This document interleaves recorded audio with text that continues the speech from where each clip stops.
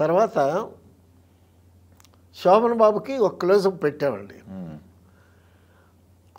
అది సాంగ్ పిక్చరైజేషను. జమున కూడా సెట్లో ఉన్నారు అప్పుడు. శోభన్ బాబు గారి మీద క్లోజ్ మీద ఒక లైను, ఇనకులుడు చిరునవ్వు నవ్వాడు అని, అంతే లైను.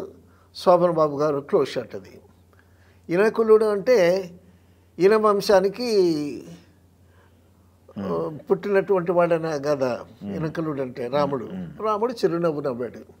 ఈయన రాముడు కదా, దేవుడు కదా, మనం ఎక్కువ నవ్వితే బాగుండదేమో అని ఈయన కొంచెం తక్కువ నవ్వుతున్నాడు.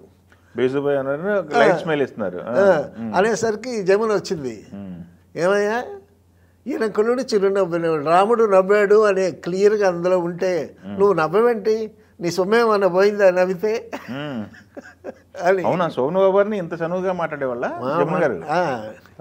ఆయన కూడా అంటే నీ సొమ్మేం పోయింది అనేది తప్పు మాట కాదు కదా.